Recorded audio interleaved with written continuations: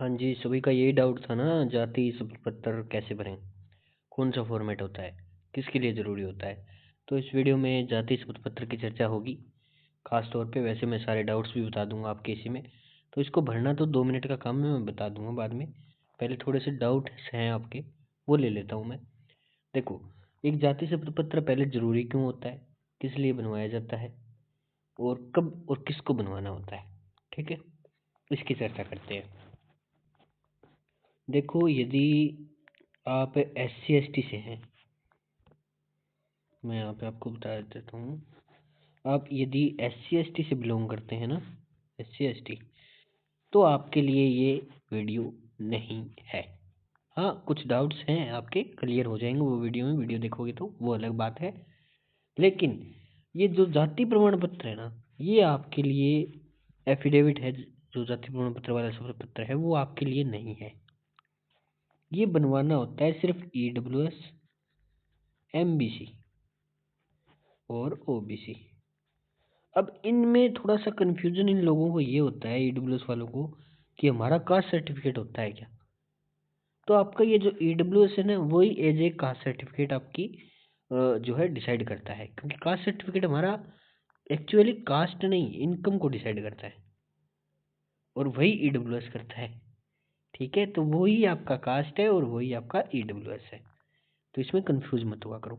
अब ये जो 3 कास्ट है, इनको देना होता है। इस पर मैंने एक वीडियो बना रखी है वैसे तो पहले हुई, कि मतलब ये किस किस को कब देना है एफिडेविट। बाकी मैं इसी वीडियो में बताऊंगा, तो वीडियो ध्यान से देख लेना। देखो, अब 4th ग्रेड भर्ती चल रही है, या RPSC से आप देख रहे हैं, कोई दिक्कत नहीं है। जैसे RPSC के अभी वर्तमान करंट में चल रहे हैं जो डॉक्यूमेंट वेरिफिकेशन है, तो आप चाहे किसी भी भर्ती से देख रहे हैं ये वीडियो, ठीक है? तो उसमें आपको एक फॉर्म डेट होती है आपकी, मतलब है आप जिस भी भर्ती से हैं उसके, जब आपने फॉर्म भरे थे। जैसे मैं अब 4th ग्रेड पे वीडियो बना रहा हूँ, तो 4th ग्रेड का एग्जांपल लेता हूँ, जिसके इसका लास्ट डेट थी फॉर्म भरने की, वो थी 2025 थी क्या, 19 अप्रैल 2025, हाँ ये डेट थी।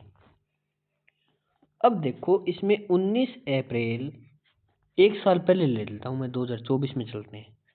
19 अप्रैल 2024 के बाद और 19 अप्रैल 2025 से पहले, यानी इस डेट के बीच का अगर किसी के पास है कास्ट सर्टिफिकेट, EWS, OBC या MBC, तो उनको कोई एफिडेविट नहीं देना है। अगर इसके बाद का है तो देना पड़ेगा। जो एफिडेविट मैंने दिखा रखा है वो बताऊंगा मैं, पढ़ना वो देना है। यदि आप बोलेंगे नहीं सर, मेरे पास तो बाद का तो नहीं है, लेकिन मेरे पास पुराना है, जैसे 2023 का मान लेते हैं या 2022 का मान लेते हैं, कि मेरे पास ये है, तो क्या मैं वो दे सकता हूँ? आप दे सकते हैं, पर मैं एक चीज़ बताना चाहूँगा यहाँ पे। ये जो 19 अप्रैल 2025 है, इससे पहले 3 साल तक पहले का दे सकते हैं, 3 साल तक। जैसे अभी मैंने गिनवाया, आप 19 अप्रैल 2022, 19 अप्रैल 2023 और 19 अप्रैल 2024। तो 2024 के बाद का और 25 से पहले का है तो आपको देना ही नहीं है। बाकी 2023 से 24 के बीच का है, या 2022 से 23 के बीच का है, तो आपको एफिडेविट देने पड़ेंगे। और मैंने बता दिया, फिर 2025 के बाद का है तो भी एफिडेविट देना पड़ेगा, यानी न्यू है, फॉर्म भरने के बाद का है तो अब हमें मेन मुद्दा ये है, समझ नहीं आती है लोगों को बात, कि हमें कब नहीं देना। बस एक चीज़ याद रखो, फॉर्म भरने से 1 साल पीछे तक यदि आपके पास है तो नहीं देना। अगर 2 या 3 साल पुराना है तो देना पड़ेगा, अगर नया है तो भी देना पड़ेगा। ये डाउट क्लियर हो गया ना? अब चलो, अब देखो, बाकी एक अटेस्टेशन फॉर्म को लेकर थोड़ा सा डाउट आता है, मैं बता देता हूँ कि अटेस्टेशन फॉर्म कहाँ है, कैसे मिलेगा। अरे अपने टेलीग्राम पे है भाई। और ये जो PDF मैं बता रहा हूँ ना इसकी, कास्ट सर्टिफिकेट की, ये भी अपने एफिडेविट की टेलीग्राम पे मिलेगी, लिंक डिस्क्रिप्शन में ज्वाइन कर लेना। एक व्हाट्सएप ग्रुप भी है अपने, वो भी ज्वाइन कर सकते हो। अटेस्टेशन फॉर्म भाई लोग, मतलब यही होता है कि 2 पेज का फॉर्म होता है, और कुछ लोग बोलते हैं ऑनलाइन लगेगा क्या? जी बिल्कुल लगेगा। जब आप ऑनलाइन फॉर्म भर रहे हैं तो सारे डॉक्यूमेंट आपके ऑनलाइन ही लगेंगे, पहले सारे शपथ पत्र भी ऑनलाइन लगेंगे। ओके, तो ये जो अटेस्टेशन फॉर्म है, ये 2 पेज का होता है, बनवा लेना, और ये ऑनलाइन लगता है। अब एक CC को लेकर डाउट होता है, करेक्टर सर्टिफिकेट को, जो अंतिम शिक्षण संस्थान वाला हम करेक्टर सर्टिफिकेट लाते हैं, वो कितना पुराना होना चाहिए? भाई वो कितना ही पुराना हो चल जाएगा, पुराने नए से मतलब नहीं है। कुछ लोग मुझे आके बोलते हैं सर वो बोल रहा था, वो बोल रहा था, कुछ बोल रहे हैं। अब मेरे ये समझ नहीं आता वो कुछ लोग हैं कौन, क्यों बोल रहे हैं। अगर उनकी सुनते हो तो मेरी सुनना बंद कर दो, है ना। अगर आप वीडियो देख रहे हो तो वीडियो देख लो। अब कुछ लोग कमेंट कर देते हैं जो चीज़ मेरी वीडियो में अच्छे से बताई हुई होती है, फिर भी मुझे कमेंट करेंगे। अब आप तो एक हो भाई, आप तो एक हो, आपका तो 2-4 मैसेज आ रहे हैं। अब आप में से एक बंदा मैसेज करेगा ना, तो वो एक मैसेज नहीं करेगा, वो 3 से 4 मैसेज करेगा, और वो भी इतने बड़े पैराग्राफ होते हैं मेरे भाई कि उनको पढ़ने में मुझे कम से कम 5 मिनट लग जाए समझने में उनकी प्रॉब्लम। अगर मैं ऐसे करूँ तो मेरे पास दिन में, खुद देखो, जो आज वीडियो चलाया था उस पर लगभग 5,000 व्यूज़ हैं। 5,000 में मेरे पास अगर ये मान के चलो 250 भी मतलब बंदे आते हैं ना, 250 बंदे, तो 250 मैसेजेस का रिप्लाई देना, हालत टाइट हो जाती है भाई, और उनको पढ़ना। फिर भी लोग ये नहीं मानते कि मैं 2 मिनट वीडियो ध्यान से देख लूँ। वीडियो नहीं देखना है उनको, उनको सीधा डायरेक्ट पूछना है। अरे तो देख लो यार, मैं ऐसे ही थोड़ी बक रहा हूँ। वीडियो देख लो, उसके बाद कोई हाँ आपका पर्सनल डाउट बचता है जो मैंने वीडियो में नहीं बताया, वो पूछ लो, कोई दिक्कत नहीं है। और आज एक लड़का बोलता है कि रिप्लाई देना आपका फर्ज बनता है, वो ग्रुप में बोल रहा था फर्ज बनता है, आप एडमिन हो। अरे भाई फ़ोन से फुर्सत नहीं है, किसका रिप्लाई करूँ यार, किस किस का करूँ।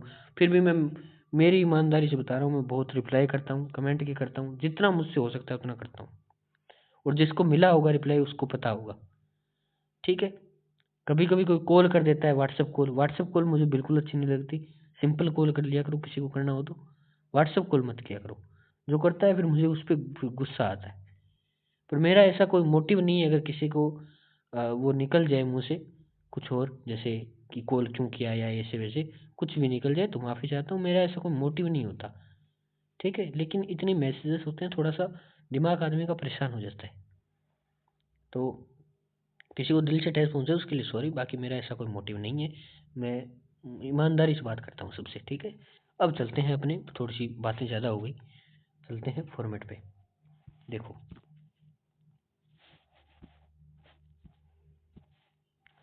ये वो फॉर्मेट है जो मैं बता रहा हूँ, टेलीग्राम में इसकी पीडीएफ मिल जाएगी। अब कुछ लोग ये बोलते हैं कि इसकी पीडीएफ कहाँ है। अब मैंने बता दिया ना टेलीग्राम पे मिल जाएगी, 2 बार बता चुका हूँ, फिर भी पूछेंगे तो देख लो। मैं आपका नाम वगैरह आ जाएगा। एक चीज़ ध्यान रखना, इसको एक चीज़ बताता हूँ मैं, 50 रुपये के स्टाम्प पे बनेगा ये, ठीक है। कोई गजटेड ऑफिसर वगैरह के साइन नहीं होंगे, 50 रुपये का स्टाम्प होगा विद नोटेरी, विद नोटेरी। फिर बता रहा हूँ, ये दोबारा से ना पूछना पड़े आपको, नोटेरी 50 रुपये का स्टाम्प पर बनेगा। तहसीलदार बोल रहा हूँ, तहसील में जो बैठते हैं ना अपने टाइपराइटर, या आप उसको कार्यालय बोलते हैं, जो भी बोलते हैं, या उनको वकील बोलते हैं, वो इसको बना के देते हैं। 50 रुपये का स्टाम्प होता है, ये नोटेरी होती है, तो ये बन जाता है आपका।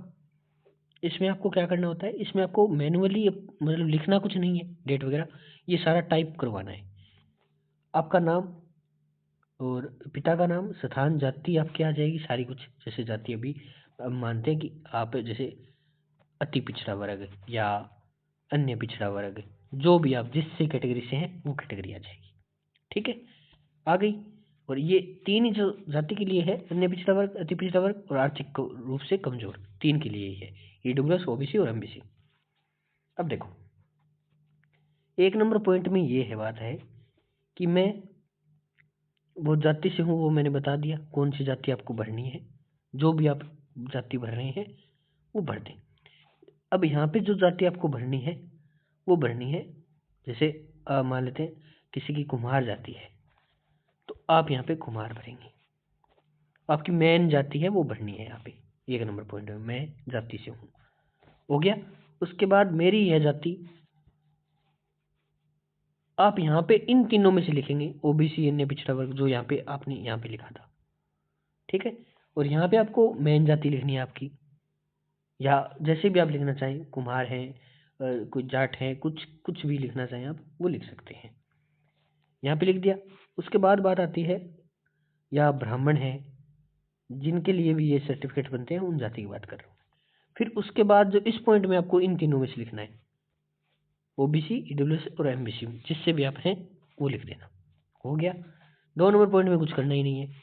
3 नंबर पॉइंट देखो, मेरा यह पुराना जाति प्रमाण पत्र, मतलब जो आपका पुराना है, आपका नया बना होगा जाति, और एक आपका पुराना होगा। ठीक है, 2 जाति होंगे आपके पास। ओके। अब जिनका नया नहीं है या जिनका नया है, नहीं है, उनकी बात बाद में करेंगे। पहले मैं कर लेता हूँ कि जिनका पुराना भी है और नया भी है, तो वो क्या करेंगे। मतलब पुराना है, बहुत पुराना है, 2-3 साल पुराना है, वो अपलोड नहीं कर सकते अब। तो ये चीज़ मैंने बताई है कि इसके लिए आपको एफिडेविट देना पड़ता है। तो आपको क्या करना है, जो आपका पुराना जाति प्रमाण पत्र बना हुआ है ना, उसका क्रमांक, जारी क्रमांक होता है उस पर, और उसकी डेट, ये दोनों चीज़ देनी होती है। अब इसमें जारी डेट लिखा हुआ है कि जारी हुआ था, मतलब आप उसके 1 साल तक अंदर है, वो आप उसमें जाति में आते हैं। तो वो आपको डेट यहाँ पे जारी डेट लिखनी है, ये नहीं है कि आप उसकी खत्म होने की डेट लिख रहे हो। ठीक है, जारी डेट लिख देना, और क्रमांक मत भूलना, क्रमांक लिखना बहुत जरूरी है। अब पॉइंट आता है 4, मैं दिनांक तक अन्य पिछड़ा वर्ग में आता हूँ। अब आप बोलेंगे कि सर मैं दिनांक कौन सी लिखूं, यहाँ पे आप लिखेंगे यहाँ पे या तो करंट डेट लिखो, करंट डेट लिख दो, कोई दिक्कत नहीं। ओके, यहाँ पे करंट डेट लिख दो, ये चीज है। अब आप बोलेंगे सर मेरा तो नया है, मेरा पुराना है ही नहीं, तो मैं इस 3 नंबर पॉइंट में क्या भरूं, ये तो भी मेन मुद्दा है ना।